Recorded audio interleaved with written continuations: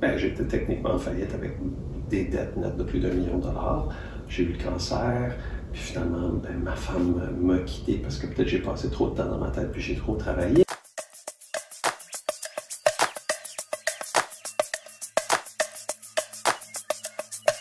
Bonjour, aujourd'hui nous allons parler à un homme qui représente exactement la raison pour laquelle je fais cette chaîne YouTube, Human Connection.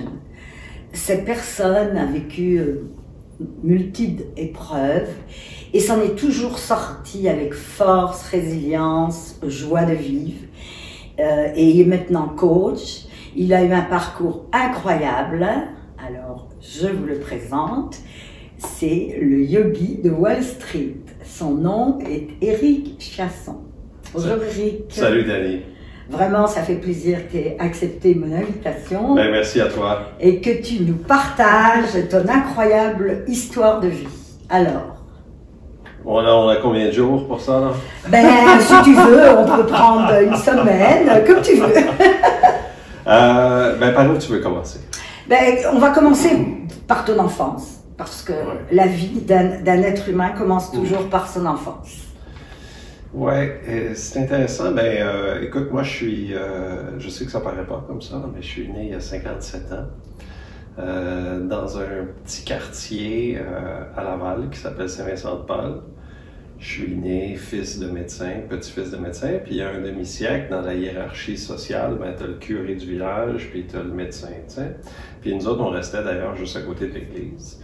Et ça fait que il y a un certain... Mes parents avaient été profs de yoga, coach, homme d'affaires, et puis Hells Angels, j'ai reçu un conditionnement différent, mais ça, c'est le conditionnement que j'ai reçu. Ça fait que tout de suite, j'ai compris de quelle façon est-ce que je devais me comporter pour recevoir une certaine reconnaissance, pour recevoir une certaine forme d'amour. Ça fait que il vient une espèce d'hyper-performance, une espèce de besoin d'exister dans le regard des autres selon un certain cadre, selon un certain moule. Et, tu sais, je veux dire, j'allais au restaurant, les gens me disaient « Ah, t'es le fils du docteur Giasson, ça fait que tu comprends ça. » Puis parallèlement à ça, mes parents sont séparés quand j'étais très jeune, et puis à l'âge de 6 ans. Et mon père a eu la garde à temps plein. Fait que la garde à temps partiel n'existait même pas à l'époque. Ah oui, c'était l'un ou l'autre. Les mères qui avaient... non, mais je veux dire, c'était les mères qui avaient la garde à temps plein à l'époque, puis les pères avaient... Je les visiter aux 2 fins de semaine, tu sais, puis mon père a gagné la garde à temps plein parce que ma mère avait des difficultés, si on peut dire, tu sais. Ah.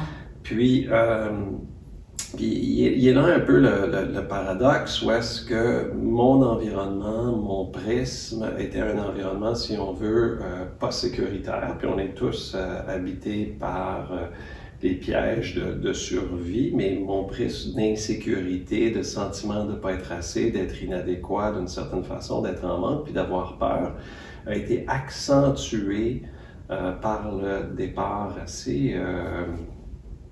orageux, je pourrais dire, même de ma mère, là, je me souviens de ça, puis d'être élevé uniquement par mon père, puis en même temps, ben, d'être dans le rôle du fils du médecin. Ça fait que je suis habité par la peur, mais j'ai besoin de performer. Okay.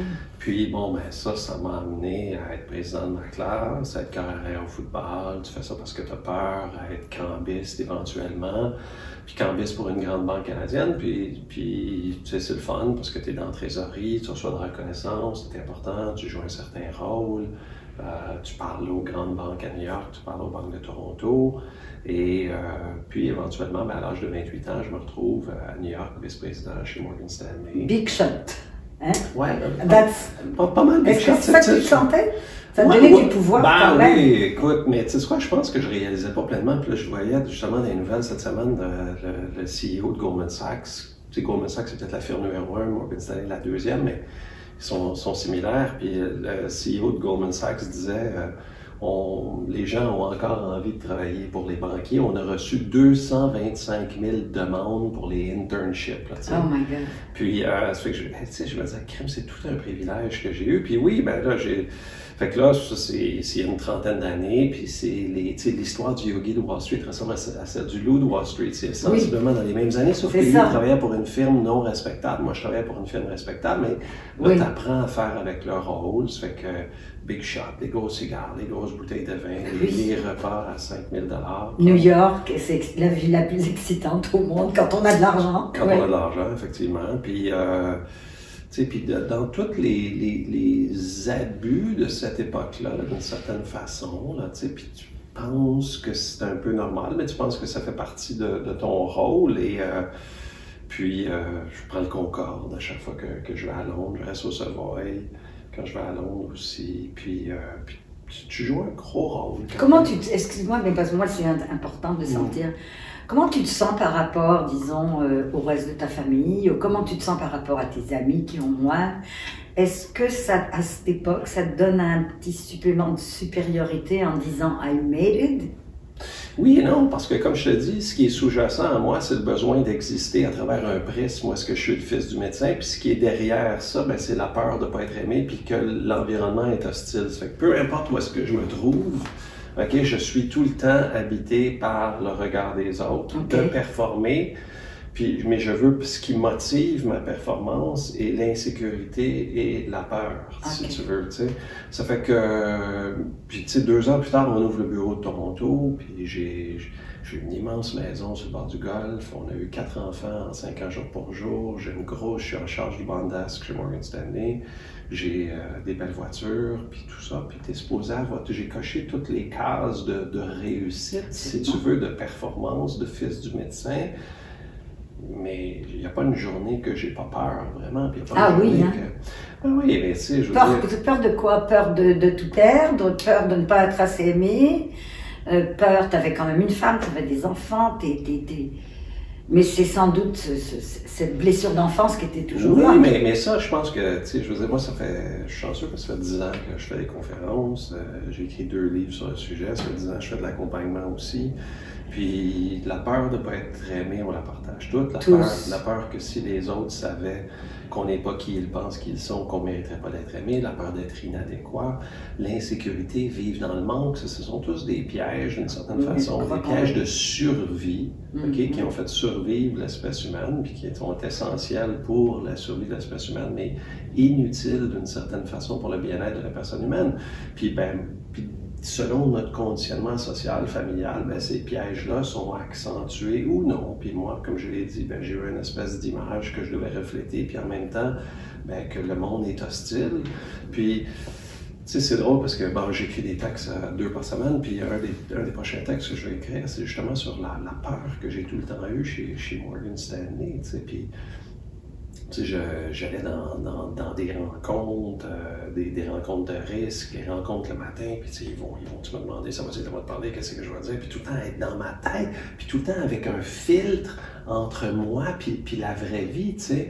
Puis oui, bon, ben peut-être, là, tu sais, par rapport à la famille, c'est le fun, tu es à New York, mais tu penses pas que tu réalises, puis tu sais, sous-jacent à ça, comme je le dis, tu sais, je veux dire, je dis ça dans mes conférences, je dis...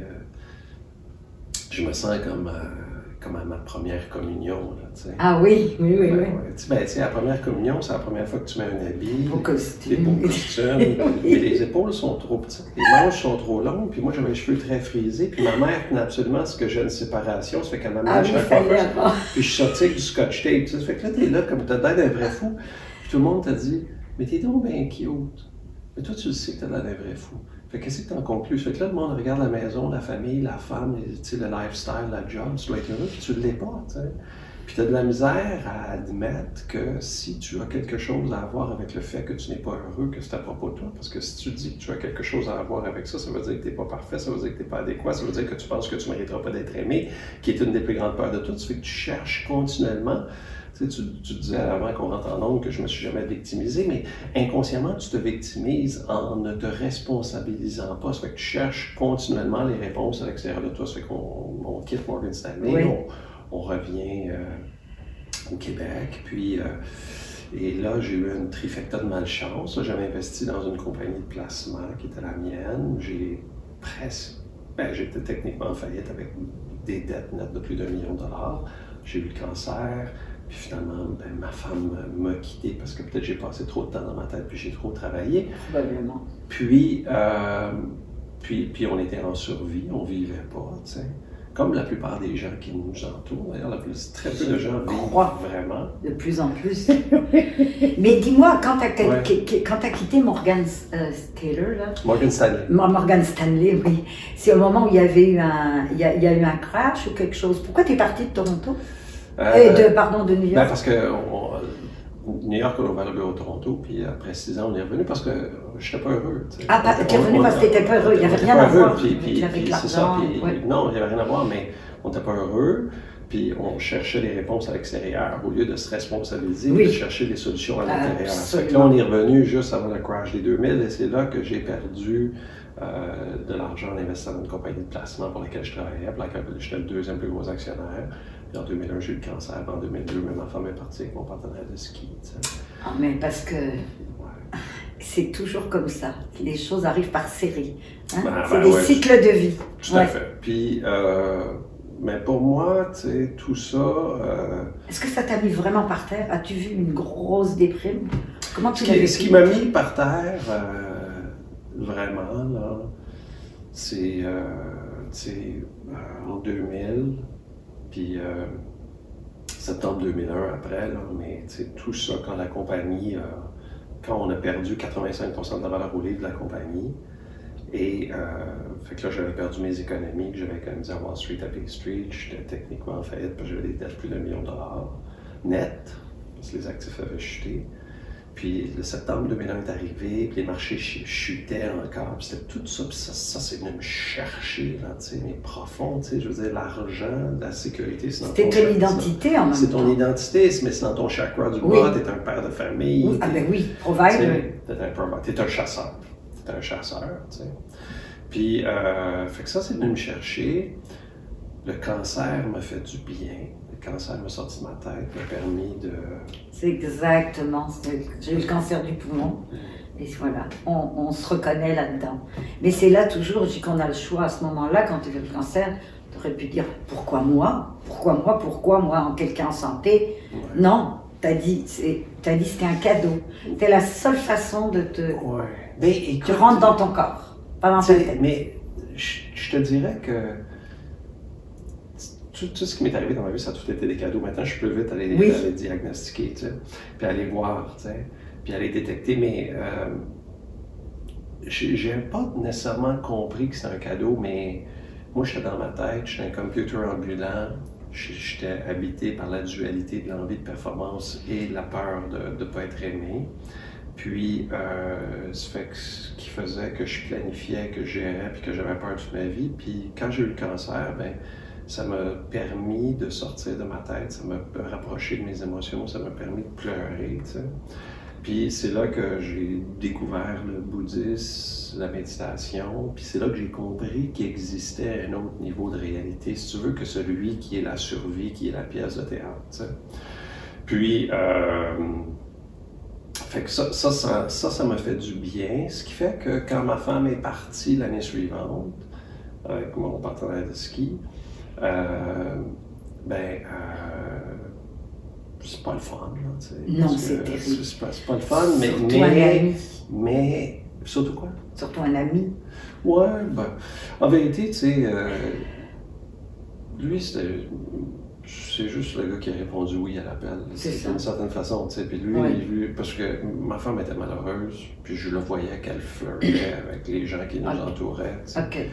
Puis je lui en veux pas, là. Non. J'en ai pas voulu tout de suite, puis j'ai fait le choix tout de suite de dire, lui, il va vivre avec mes enfants, tu sais, une semaine sur 2, ça se fait que je vais pas y en vouloir. Oui. J'ai arrêté de skier avec, par exemple, tu sais. Pardon? J'ai arrêté de skier avec. Peut-être. Ça va être peut-être dans quelques années. Mais tout ça qui fait que, tu sais, je veux dire, fait qu'en 3 ans, ben, j'ai perdu, je suis techniquement en faillite, j'ai eu des problèmes de santé, ma femme, j'ai perdu ma maison, je vois mes enfants du mètre sur 2. Puis tout ça, ça a été vraiment très confortable. Puis là, à ce moment-là, j'ai choisi de voir que c'était le début du restant de ma vie, tu sais, puis ça l'a été jusqu'à la prochaine crise. Oui.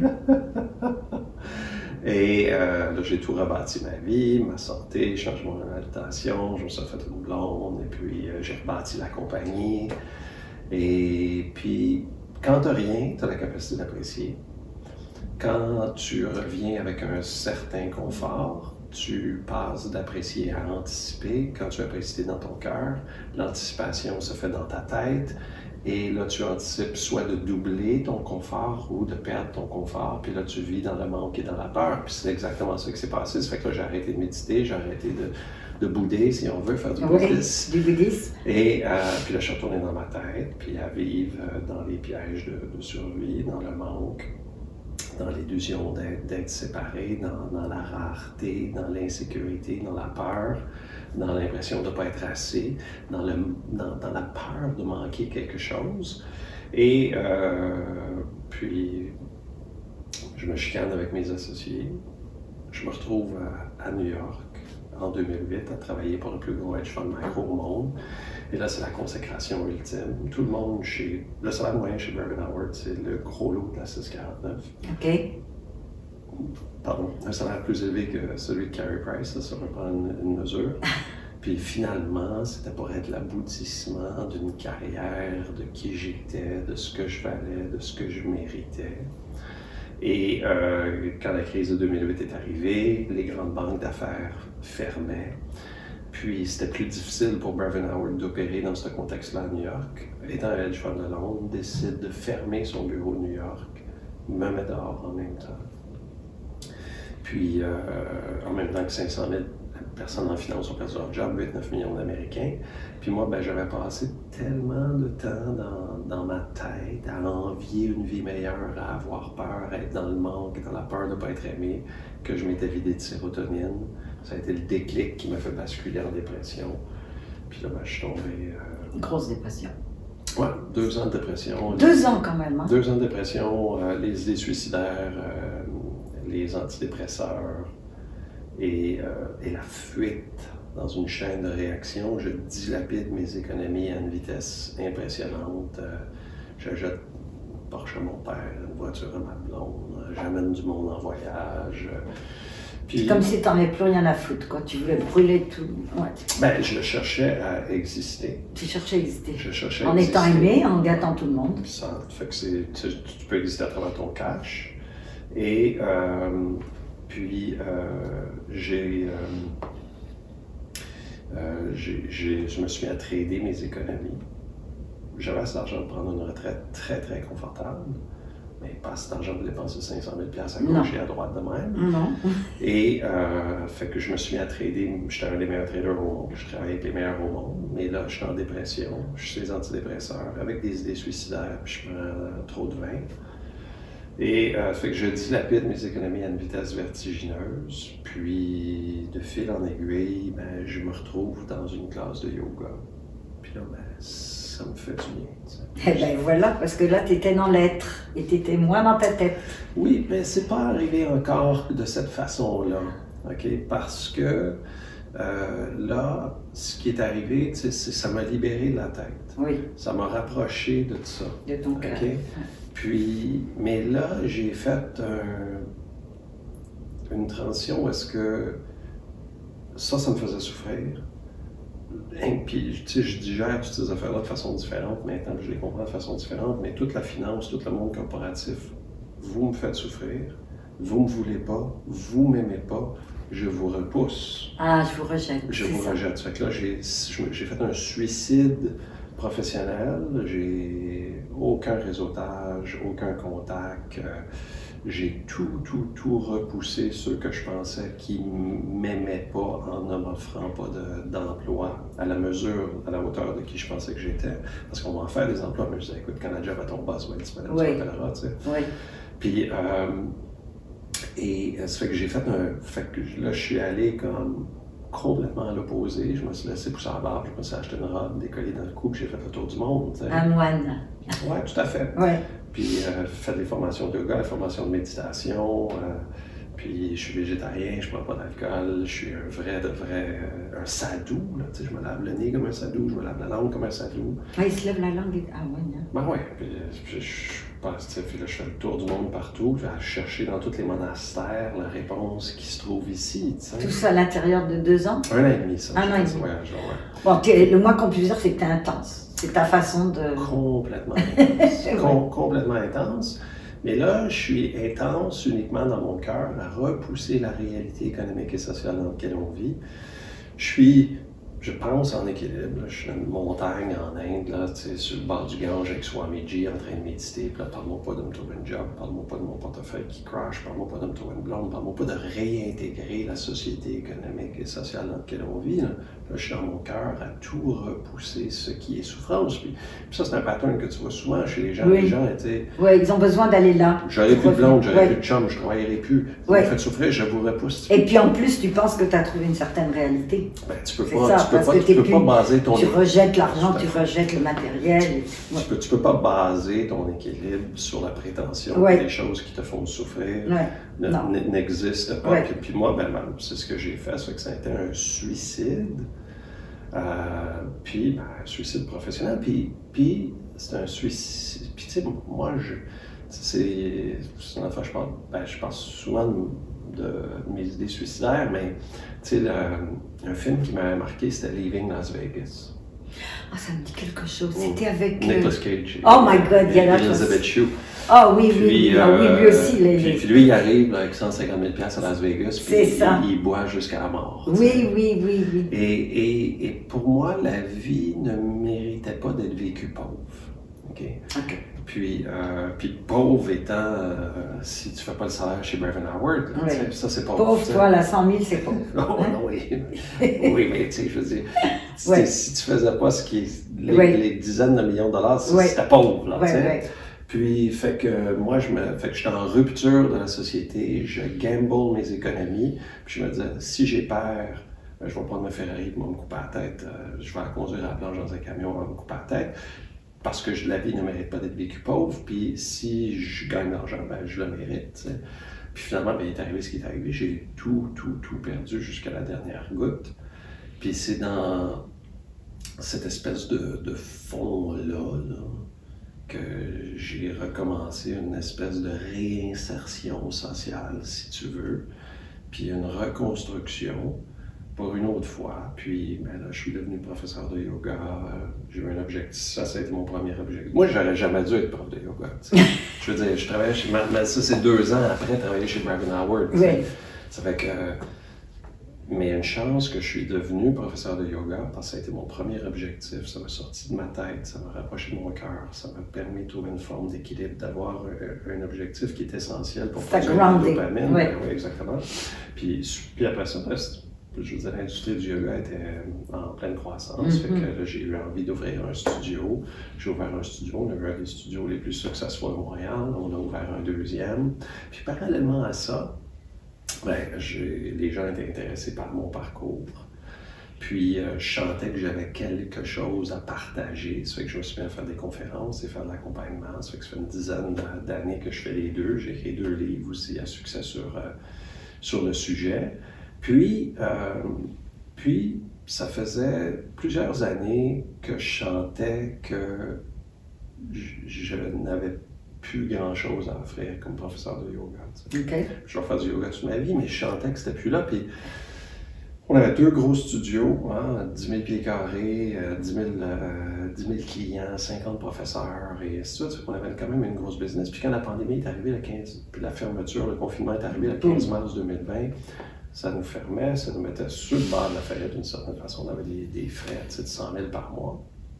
Puis j'ai dit à ma femme, ça sera pas le fun, mais c'est une bonne nouvelle. Ça fait que là, je suis rendu meilleur à voir les cadeaux même. Oui, tu les vois plus vite. Ça, la maturité, les expériences. Voilà. C'est ça. Puis voilà. Ça fait que ça m'a forcé à quitter mes studios. On a restructuré, on a fermé un. J'ai vendu mes parts à mes anciennes associées et je les ai aidés dans la transition. Puis maintenant, ben, je fais de l'accompagnement, puis Alors là, des maintenant, conférences à temps plein. c'est ça. Alors, tu es coach. Ouais. Alors, ce qui est drôle, c'est qu'en fait, tu coaches des gens qui sont comme toi, comme tu l'étais il y a quelques années. C'est ça. Ben, absolument. Puis un des, tu sais, des appels que j'ai souvent, c'est j'ai les millions, la maison, la famille, je suis pas heureux. C'est incroyable cette société maintenant parce que je pense qu'on est rentré en éveil parce que quand tu penses il y a 30 ans, être successful, c'était vraiment ça. Si tu avais un bon salaire, une femme, enfant et tout, c'est le secret du succès et personne ne se remettait en question. Mais très peu de les gens gens n'étaient pas heureux pareil. Là, oui, mais ils prenaient un coup, ils trompaient leur femme. Ils ne le savaient pas. Ils n'avaient pas la conscience. conscience. Tout à fait. Mais je pense qu'il c'est pas encore tout le monde qui ont la conscience de ça. Parce que les gens comprennent qu'il y a quelque chose qui marche pas, qui sont pas nourris, mais ils sont puis un peu comme moi, puis comme je le dis avec mon saut de première communion, c'est que j'ai toutes les cases, moi. Qu'est-ce que j'ai de pas correct? Ça va être moi d'abord, peut-être de la misère à dire ça. Puis moi, la porte que j'ouvre aux gens, c'est par ma vulnérabilité, mon humilité, puis le fait que je dis que moi, je suis tombé dans toutes les...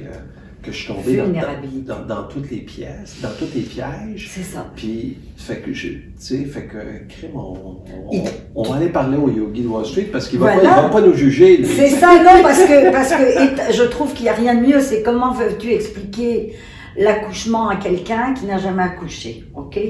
Il faut avoir vécu l'expérience pour vraiment se mettre dans la peau de l'autre. Et en fait, ce que tu dis aussi, c'est que c'est réaliser que c'est pas dans la voir qu'on est heureux, c'est dans l'être.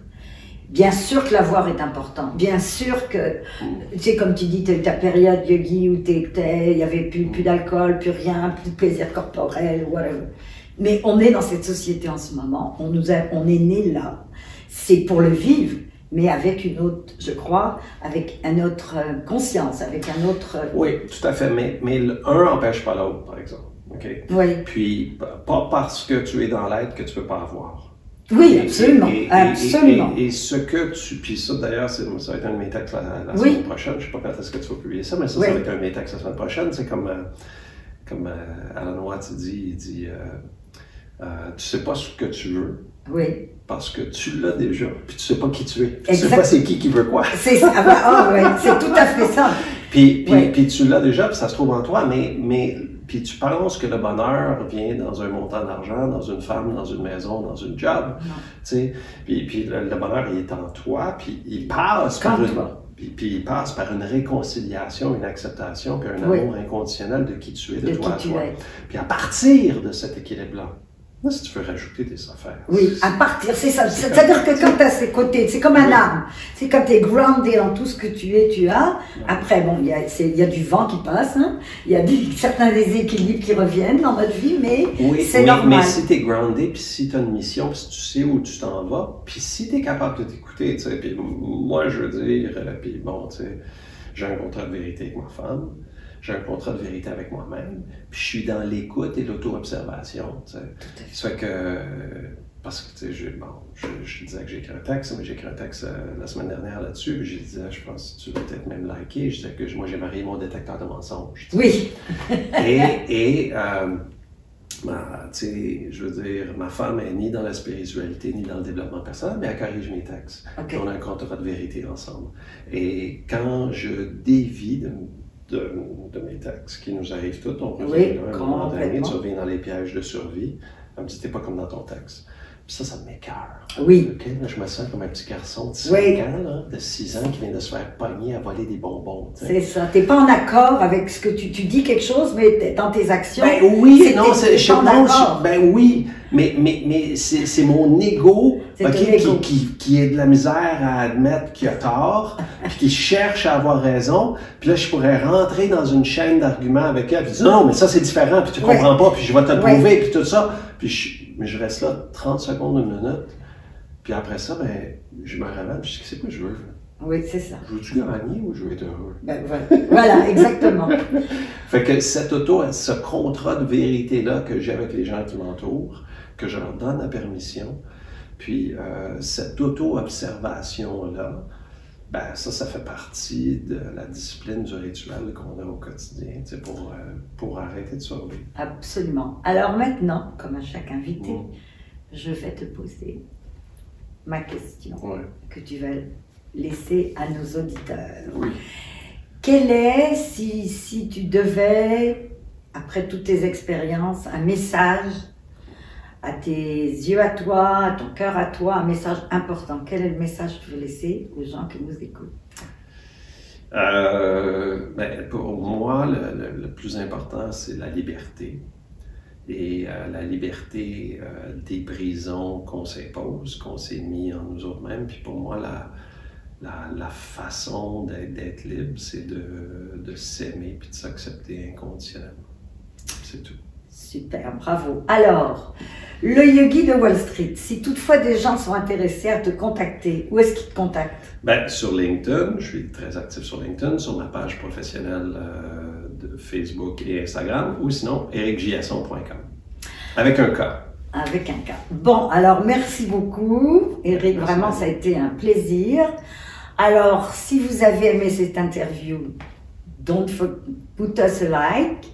Et n'oubliez pas de vous inscrire. Ciao!